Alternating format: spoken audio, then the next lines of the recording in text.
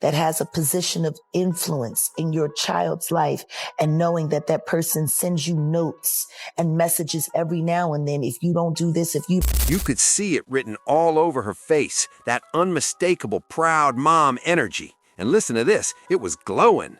Kim Porter completely lit up the Los Angeles night when she stepped out smiling from ear to ear, showing up loud and proud to support her son, Quincy Brown. And girl, she looked genuinely fulfilled, radiating love and joy in a way that made it clear this moment meant everything to her. When it all happened, I was filming away, so there was, I'm like the rock of the family, when it especially. I don't mean to be the super big brother dad, but this is nuts. I might record the whole ride. I might run out of storage. I forgot my licenses in my... Oh, you need that. What'd you forget? My license. Man. The night before, tragedy struck and Kim Porter was gone. Hold up, let that sink in. Reports say she sent a group text to close friends saying, "He's got me." She also hinted that she believes she'd been poisoned, and listen to this, that detail still gives chills. That single message rattled everyone, especially those who already felt something was off. When 50 Cent's Diddy documentary completely skipped over Kim Porter's mysterious death, that silence didn't go unnoticed and people were heated. But now, girl, the narrative is shifting. Word on the street is that Kim's oldest son, Quincy Brown, is allegedly linking up with 50. This is supposedly for a brand new documentary focused solely on Kim, and that move alone had people doing a double take. Remember, Quincy did briefly appear at Diddy's trial. While some assumed that meant loyalty, you won't believe this. The truth might be way deeper than that. Unlike Christian and Justin, who both been pulled into lawsuits connected to Diddy, Quincy has never been accused of a single thing. He didn't jump online to defend Diddy. He didn't fire back at critics. He stayed quiet, calculated, and distant. And now insiders are saying he may have been playing chess the entire time, shielding his sisters and watching every piece fall into place. That has a position of influence in your child's life, and knowing that that person sends you notes and messages every now and then, if you don't do this, if you don't do that, that boy is dead. He reportedly stayed close right up until the moment Diddy was officially taken into custody. Hold up. And the second that happened, everything shifted. Now that Diddy is behind bars, Quincy is allegedly ready to dig much deeper into the long-standing allegations that Diddy may have had a hand in Kim's death. And listen to this, if 50 Cent is truly back in this new documentary, it could be way more explosive than anyone saw coming. Imagine someone you view as a threat having power over your child's life while sending intimidating messages and warnings. That's terrifying. Those kinds of notes, hinting that something horrible could happen if certain demands weren't met, painted an incredibly dark picture. Quincy has always moved differently from Diddy's biological sons, even though he was raised by him. That contrast has been visible for years, but girl, people really locked in after Homeland Security raided Diddy's homes last year. Christian and Justin were both there, ended up in handcuffs, and went instantly viral, while Quincy was nowhere in sight, and neither were the twins. That absence alone sent the internet into a frenzy. And around that same time, Jaguar Wright claimed Quincy may have been quietly cooperating with authorities, which only poured gasoline on an already raging fire of theories and speculation. He's missing. Quincy's missing. Oh. And lastly... After he was questioned by the feds. After. I wouldn't be surprised if he was in witness protection right now. Let's be honest, the whispers of Quincy being in witness protection never really added up, especially when people literally saw him show up in court alongside Diddy's family. That fact alone pokes holes all through that theory. However, listen to this. Newer reports suggest Quincy stayed close to Diddy for one main reason: protecting his sister. Allegedly, he was deeply concerned about their safety and was honoring a promise he made to Kim to always watch over them. For the most part, Quincy stayed silent publicly when it came to the rumors surrounding his mother's death. No interviews, no emotional captions, no public accusations. Insiders now say that silence wasn't accidental. They claim he understood the stakes. He knew he couldn't confront Diddy head-on until the timing was right. And girl, it looks like that moment may finally be here. Quincy is reportedly developing a full-length documentary centered on Kim's life and the unanswered questions tied to her passing. With everything that's unfolded, plus 50 Cent allegedly being involved, many believe this project could expose truth nobody is ready for. Something about this entire situation has always felt off. On November 15, 2018, Kim Porter was found unresponsive inside her Los Angeles home. A family member discovered her in bed, and by the time paramedics arrived, it was already too late. Kim was pronounced dead at just 47 years old, sending shockwaves through everyone who knew her. Diddy was seen visibly devastated at the home where his ex had suddenly and mysteriously died, while close friend Kimora Lee Simmons appeared heartbroken at the scene. 14, respond with digit 76 on scene of the cardiac. The autopsy ultimately concluded that lobar pneumonia was the cause of Kim's death, and the LA County Medical Examiner officially labeled it as natural on record. On the surface, that sounds straightforward, but hold up. Once you really walk through the timeline, it starts to feel uneasy. Kim reportedly first mentioned having a sore throat around November 7th. By November 12th, that sore throat had turned into a fever. That rapid progression, paired with everything it followed, has led many people to question whether the full truth ever came out. Reports state Kim tested negative for both the flu and strep throat. She was prescribed antibiotics along with vitamins and pain medication. According to her family, by November 14th, she appeared to be improving and her fever had dropped. She even felt good enough to schedule a massage that night. And listen to this, that detail has always raised eyebrows. If Kim was allegedly battling serious pneumonia symptoms, why would someone else be brought into the house at that moment, making the situation feel even more questionable? To this day, the identity of the person who gave that massage has never been publicly confirmed. Kim, and it's in the this is in the documentation, shout out to paperwork. He looked in the paperwork and it said Kim received a massage for about an hour when she's supposed to have full-blown pneumonia. Who gives somebody a massage when they got pneumonia? And do we know whether she used that baby oil or not for that massage? It makes you say, Adding even more confusion to the story, the coroner's report confirmed Kim had no history of drug or alcohol use and no known medical conditions. By every account, she was considered healthy, which only made her sudden passing raise even more questions.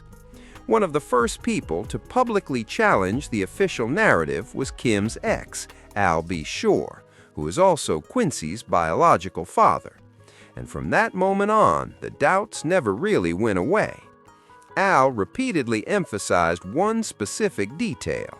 He had seen Kim shortly before she passed, and according to him, she never mentioned being sick. He insisted she showed no signs of any serious health issues at all. For years, he struggled to accept that her death was simply natural, and eventually he decided he couldn't stay quiet anymore. In July 2020, Al shared an old video of himself crying and added a caption that instantly grabbed attention. He wrote, "I just found this footage from the morning I learned about Kim Porter's death and how it completely shattered me." He didn't stop there, saying he was convinced Kim didn't just suddenly die from pneumonia and calling the explanation nonsense. He went on to explain that they had recently celebrated Quincy's Netflix deal and holiday special, and that Kim appeared to be in great health. He even recalled her laughing while watching him and Diddy interact, making it clear she seemed happy and well. Al ended the post with the hashtag, "Don't let the love songs fool you," which many people took as a direct jab at Diddy's public tributes to Kim. The post didn't stay up for long. Al eventually deleted it, explaining that Quincy reached out and admitted the post was emotionally triggering. But even after taking it down, Al didn't change his position. He later reaffirmed that he still didn't believe the official explanation added up. Meanwhile, fans started speculating that Diddy may have pressured Quincy to have the post removed, and some even suggested Diddy tried to drive a wedge between Quincy and his biological father. Despite all of that, Al stood firm and refused to back down. No matter how uncomfortable it made others, he continued speaking out. In November 2021, Al posted an old photo of himself with Kim and Quincy and added a caption that immediately sparked conversation. He claimed Kim once sent him a message saying, "Life imitating art, art imitating life. Now it all makes sense." He hinted that she had shared even more with him privately and said she had been running scared and that he told her to contact the FBI. In the comments, Al went even further, writing, "You would never believe what she went through," making it clear he believed there was much more to the story. That's when things started feeling truly disturbing. Just a few months later, Al was suddenly rushed to the hospital for a medical emergency that was never fully explained. He later revealed he had undergone several major medical procedures, including an organ transplant, multiple blood transfusions, intubation, and time on a ventilator. 22, you had the liver transplant, you had the tracheotomy, I mean, all that stuff that went on. Multi-system organ failure. Yeah, 60. Right. Have they figured out what happened yet? We will. No, I mean, have the doctors medically, like, what happened to you? Yeah, what happened? So, because you just collapsed, right? Yeah, so, just mysteriously out of the blue, which we do talk about in the book. Yeah. If you actually knew what they did to me, there was a bounty on my head, there was a bunch of stuff. So do you think specifically then that Sean Diddy Combs or people affiliated with him did something to you that caused you to have multi-organ failure? I believe this to be the case, yes. Absolutely. Wow. My first. His condition had been critical, leaving fans deeply shaken. Naturally, the internet started connecting dots. Many pointed out that over the years, several people linked to Diddy's circle had either fallen seriously ill or died from pneumonia-related complications, with names like Heavy D, Brittany Murphy, and Whitney Houston's daughter, Bobby Christina, repeatedly mentioned. In fact, Bobby Christina's autopsy also listed lobar pneumonia, the same cause officially cited in Kim Porter's case. That detail alone sent speculation into overdrive. Even after nearly losing his life, Al refused to go silent. He continued insisting that none of this was a coincidence and that the official story still didn't make sense. He didn't disappear from the conversation either. Al kept posting, dropping cryptic messages and openly fueling theories that Diddy could somehow be connected to both Kim's death and his own medical crisis. The tension kept building, and earlier this year, mainstream media finally gave him a major platform. Al appeared on Fox 5 New York to promote his memoir, and during that interview, he looked directly into the camera and asked, "Do you believe me now?" That's when things truly escalated. During the interview, Al doubled down, saying he never believed Kim's death was natural. He went even further, suggesting Diddy was connected not only to Kim's passing, but also to the medical emergency that nearly cost him his life. Al stated he is absolutely convinced someone tried to take him out in 2022.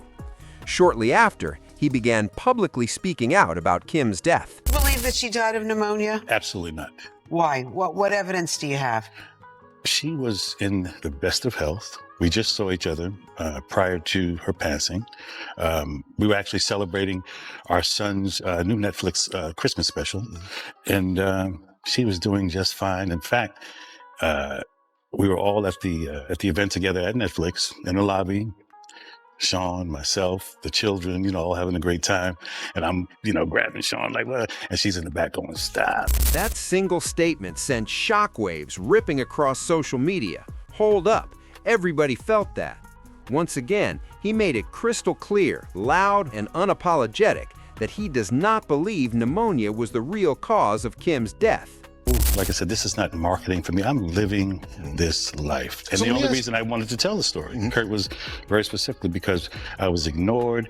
There was the most expensive PR campaign against me to shut me down. Are you concerned that he still has power outside of incarceration?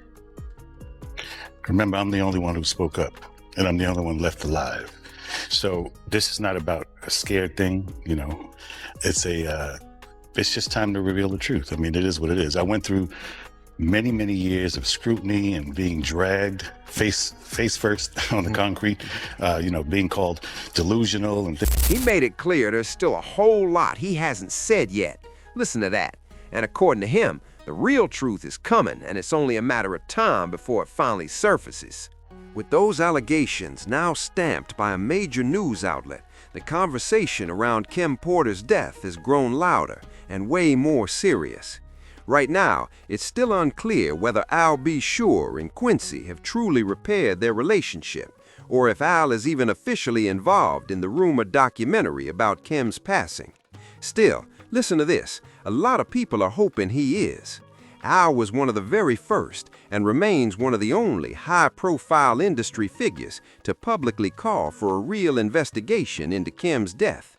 His voice carries weight, and at this moment, that influence may matter more than ever. At the end of the day, many believe Kim deserves real answers and genuine justice. When you look at what 50 Cent has already exposed surrounding the Tupac and Biggie cases, it forces people to reconsider how power and control may have operated behind the scenes. There's a growing belief that Diddy consistently maintained control over those around him, and many feel Kim was not exempt from that influence.